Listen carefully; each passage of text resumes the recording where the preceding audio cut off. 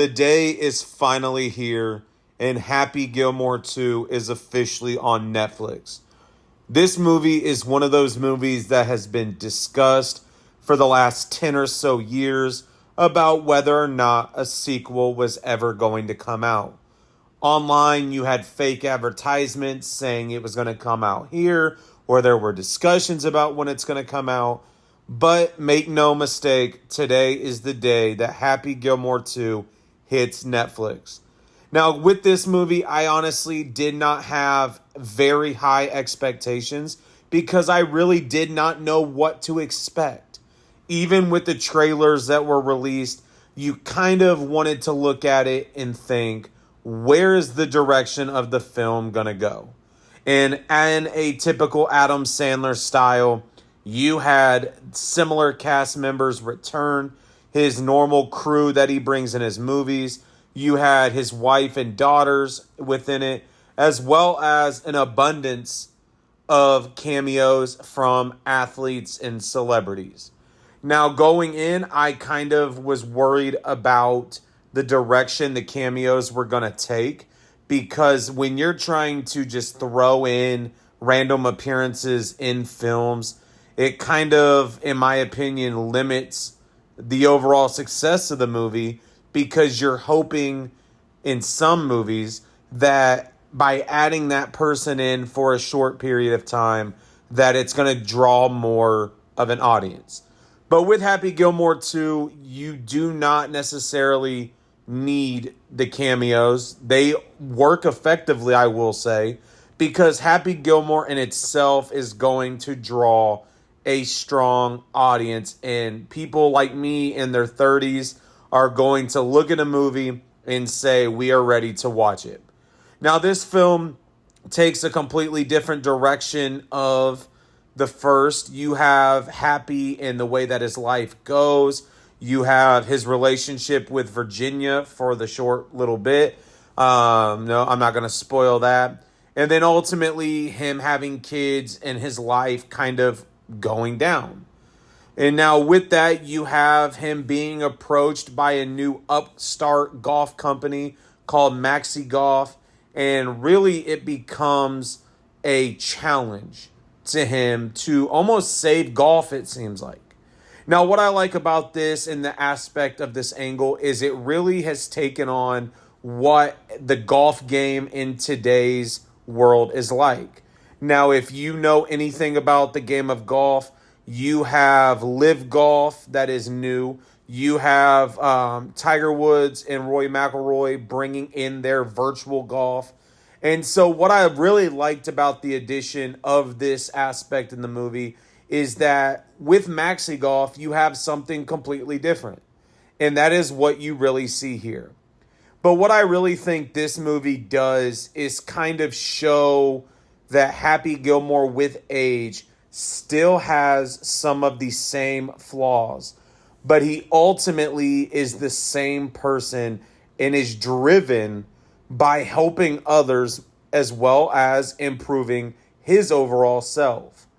Now, I think when you are looking at this film as a whole, you can't really judge it based on the original, because when you have characters like Shooter, which I was actually very shocked at the direction that those two went with Happy and Shooter, because you look at how the first one ended, but then take a look at what happens in this one, and you're kind of confused, but it works. It flows. I think the addition of the golfers kind of give it, like Scotty Scheffler, Jordan Spieth, amongst others. I think that helps this movie because it almost puts Happy in a real sense of he is being treated like a professional golfer. Now, when this film kind of concluded, my first reaction was I wanted to watch it again. Because when you look at the characters that are coming back with Hal and Shooter, you kind of look at it and say they've taken a different role, but Adam Sandler and crew did a good job of implementing their new role within the film. I also really respect the fact that in this movie, those that have passed were respected and were given time within this movie. I will not go into a spoiler situation and explain how, but I think with that, by bringing in the new characters to represent the old, but ultimately there's one specific scene that I think they do an excellent job of just paying homage to those characters that are no longer with us. Now, if you have to look at this from a con aspect, I think when you are looking at the overall cameos, that is a little bit of a turnoff because some you don't really think they're needed. Now, some of them work very well, and I will give them that. But I think when you're trying to make a movie like this and you're bringing in people like Eminem, who was in this film, Miss Margaret you had in this film, amongst others, they serve a purpose and they're ultimately a factor within the film. But then when you're looking at the Maxi Golf versus the PGA Golf Tour and you see podcasters and you see things like that, for me, that is not necessarily needed because honestly, they didn't bring anything to the movie. They were just there. And so when I'm looking at it from that aspect, I know that's a little harsh, but you cannot sit there and put them in the movie, but in them not necessarily have any point. And so I was confused about that. I think one of the other cons that really sticks out is the way it ended, in a sense. And not necessarily the very end, but the scene that kind of sets up Happy and crew for what is going to happen next. I think with this type of movie, you want a little bit of unpredictability. And even though you expect it to be predictable because of it based off the first one, even though I said not to think of that one, but I feel like when you're watching it, you just knew what was going to happen. And sometimes that's a good thing, but I think in this situation, it could have been taken a step further. And I think they could have done a little bit more to kind of give you that suspense. I think the suspense within it was very short-lived, and I think that does take away a little bit.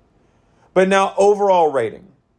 I have been on record many times by saying that Netflix movies are not good. I have never been a fan of the movies that are on Netflix. I am a very limited fan of shows that are on Netflix. And what I would say is Netflix did a good job with this movie. I think when you're looking at this movie as a whole, for me, Happy Gilmore 2 is a 4.2 out of 5.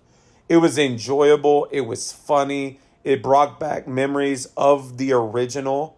Is it the original? No. Will it beat the original? No.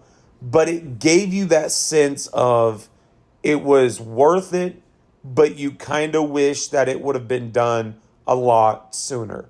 But it is out now. Happy Gilmore 2 is worth the watch. It was a fun, enjoyable movie. If you have not seen it, make sure to go see it. Make sure to hit the subscribe button. Thank you all for the continued support and watching. Stay tuned for more reviews coming this weekend, and I will talk to you all later.